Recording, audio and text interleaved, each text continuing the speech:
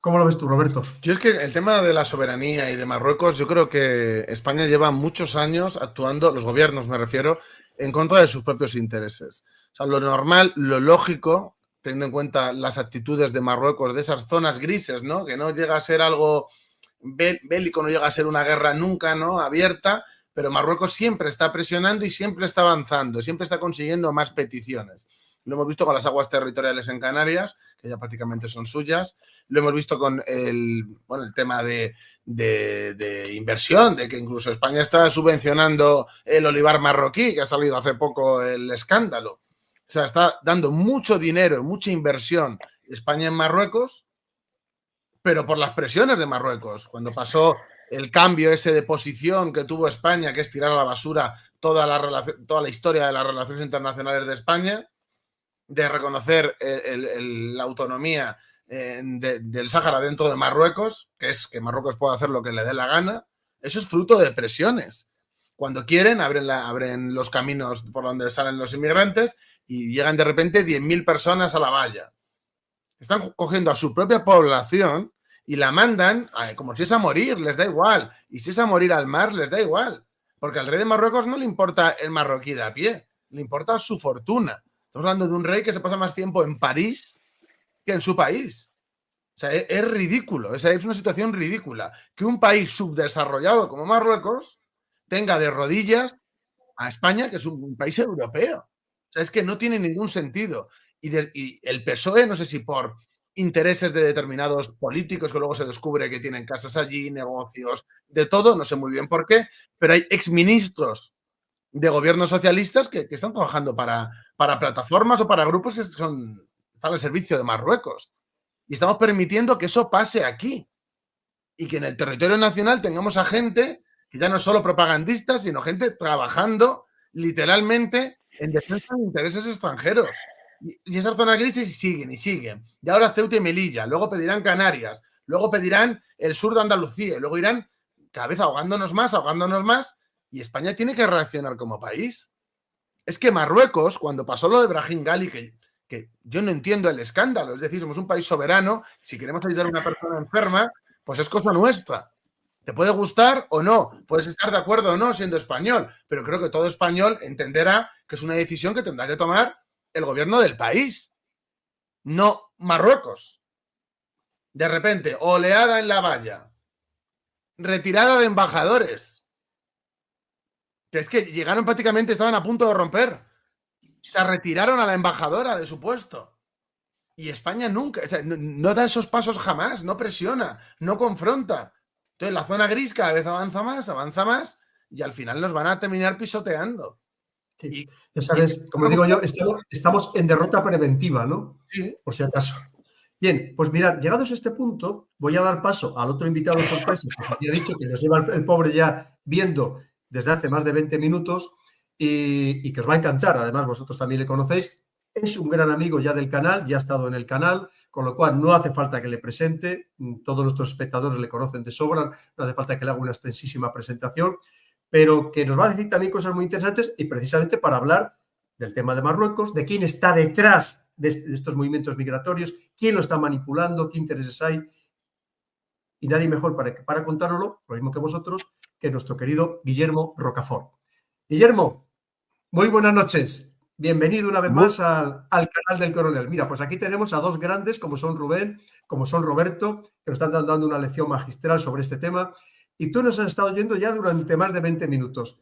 ¿Cómo ves tú lo que hemos estado comentando sobre el tema de Marruecos? Marruecos nos está toreando, nos ha cogido el punto, nos hemos convertido de toros bravos en mansos y nos está llevando por donde quiere Marruecos.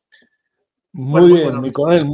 Muchísimas gracias, buenas noches a todos. Gracias, mi coronel, y encantado Rubén y Roberto estar con vosotros. Bueno, ahora estamos viendo las consecuencias con respecto a Marruecos de la política de cesión que se tuvo desde el año 75, cuando cedimos el Sáhara de esa forma verdaderamente infame.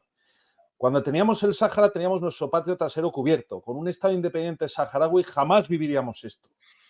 Es Marruecos el que, ocupando ese territorio ilegalmente contra el mandato de Naciones Unidas y también contra la propia opinión que tienen las naciones africanas, porque la Unión Africana nadie apoya la soberanía de Marruecos sobre el Sáhara. Esto lo tenemos que tener bien claro. Es una ocupación ilegal a los ojos de Naciones Unidas y a los ojos del propio continente africano porque no ve bien esos elementos de colonización. Y ahí es donde empieza esta problemática que estamos sufriendo, en esa cesión de soberanía que va apoyada de Estados Unidos. Hay una carta muy interesante en el año 67 que envía el general Franco al presidente Johnson, porque ya empezó ahí Hassan II a hacer unos grandes despliegues, unos grandes viajes, unos grandes despliegues y pidiendo armamento, vamos a decir, yanqui. Y Franco le escribió y le dijo, Marruecos es una nación a la que hay que apoyar económicamente a su pueblo para su desarrollo, pero no armes a Marruecos, porque es la única nación en la región que es agresiva con todos los territorios con los que linda, incluido Argelia, que estaba en manos de la Unión Soviética, o sea, en la órbita de la Unión Soviética. Es decir, ya el propio Franco le señaló al presidente Johnson ese problema geopolítico que teníamos con respecto a Marruecos.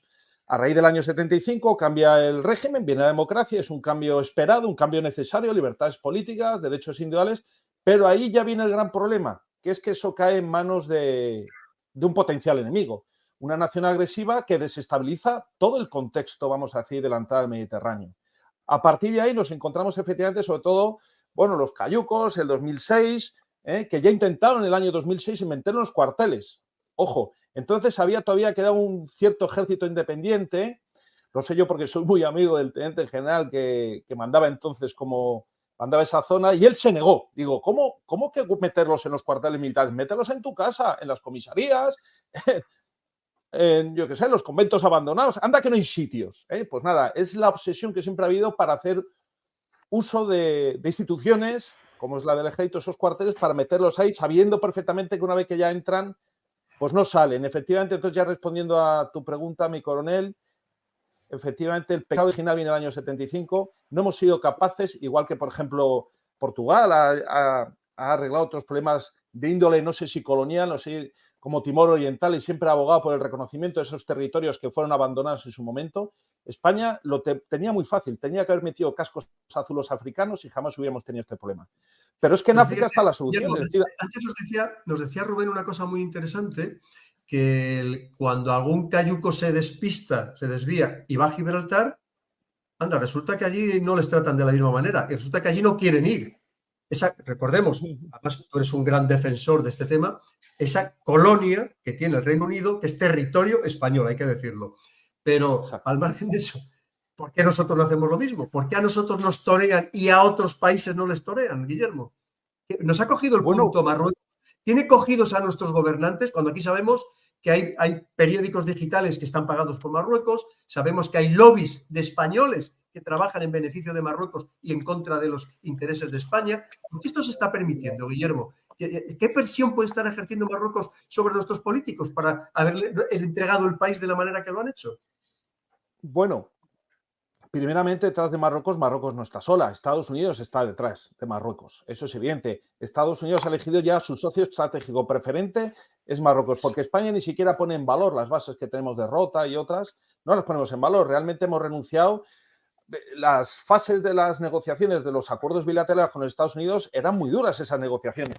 El gobierno de la época ponía sobre las mesas, eran constantes demandas. Desde entonces, nada, nosotros hemos cedido, nos hemos otanizado, nos hemos europeizado. Marruecos se siente fuerte, pero ya hemos visto en el terremoto la realidad de Marruecos. Hay un Marruecos del interior que tienen casas de adobe, casas de barro que se caen y carreteras donde no han podido llegar. O sea, es una nación tremendamente agresiva, con un ejército lógicamente muy vinculado al jefe del Estado, donde además hay que reconocer que cuando se produce la independencia de Marruecos, el territorio español se entrega, estaba pacificado el Rif.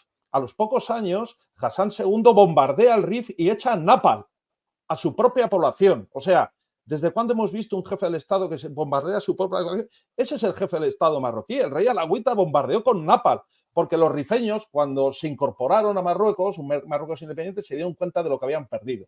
Igual que la zona del Sidi, porque la España de entonces era una España civilizadora, que les llevó pues una serie de avances educativos, hospitalarios, carreteras, algo que ellos no habían vivido, y dieron un paso terrible atrás. Es decir, ellos tienen muchos talones de Aquiles, pero no olvidemos efectivamente que, bueno, nuestra clase política es evidentemente sumisa desde el año 75. ¿Por qué? Porque además es que son muy agresivos, tiran mucho la cuerda y aquí en vez de ponerse firmes y anteponer alianzas estratégicas y cuestiones geopolíticas, no olvidemos que nosotros somos la entrada del Mediterráneo, podríamos ser la Turquía del Mediterráneo occidental, como hacen ellos con el Mar Negro, que si ellos quisieran son la autoridad, no pasa ni un barco si los turcos no quieren. Y nosotros hemos renunciado, hemos destruido absolutamente todo nuestro poder militar, lo hemos subcontratado en Estados Unidos, los portaaviones americanos están entrando en la rota y las narcolanchas pasan al lado y no pasa nada, porque Estados Unidos convive con regímenes, lo hemos visto en las películas,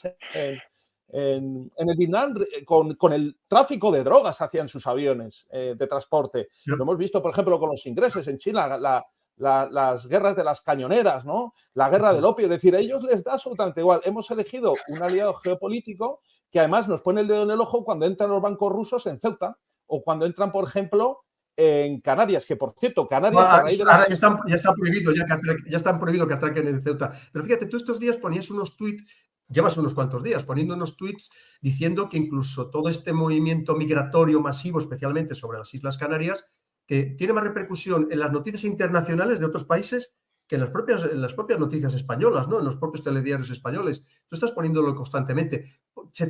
¿Están intentando alguien ocultar lo que está pasando verdaderamente en Canarias? ¿El drama que se está viviendo en Canarias? Os lo pregunto ya a los tres, contestar cuando queráis. Sí. Hace poco estuvo una televisión francesa de signo derechista, también hay que reconocerlo, y empotró 2 periodistas. Sufrieron empujones por la Guardia Civil, les prohibió grabarles y además les acompañó en el ferry que hubo desde el Hierro hasta Tenerife, se metió en el Cayuco, le intentaron agredir la ONG, hay una ONG que además se ha metido en un tema ahí muy escabroso de un tema de agresión sexual a una de sus cooperadoras por uno de los jefazos, ojo con esas ONGs, pues sufrió un ataque de estos ONGistas de 15 personas. Eso.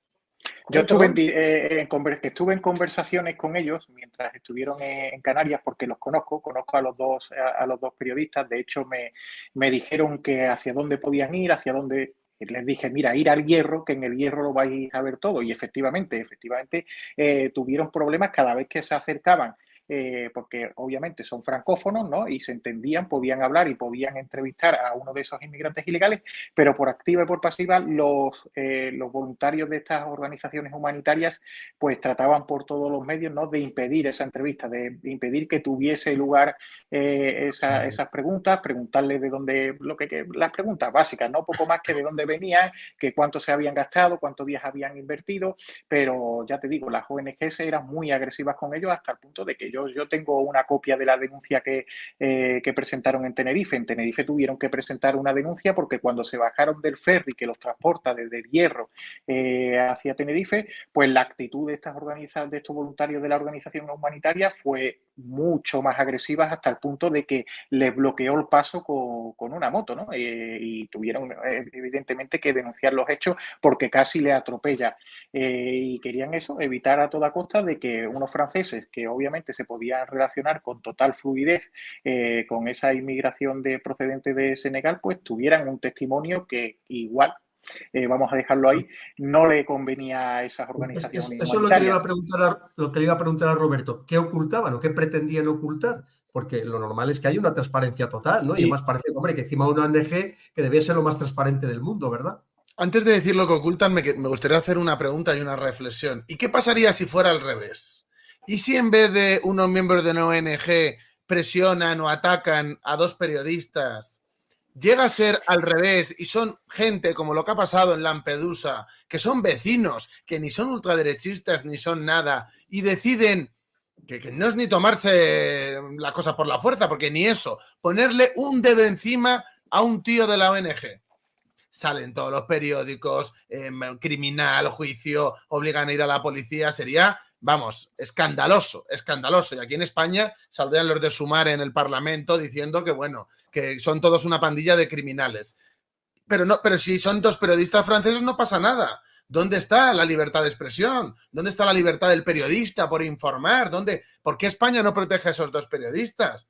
Ha dicho Guillermo, no, es que eran derechistas, como si son del Betis, me da igual. Es decir, no es normal que en este país se vea como algo normal que a unos periodistas por ir a informar de una cosa que ni siquiera los periodistas españoles quieren informar, les pongan la mano encima. O lo de la moto que estáis diciendo, cosas así. ¿Y qué quieren ocultar? Pues yo os lo digo muy, muy rápido. Un negocio redondo. Un negocio redondo de los traficantes de personas, porque es lo que son, y de las ONG que los blanquean y que tienen su propio negocio montado. Porque la gente dice, los voluntarios de las ONG.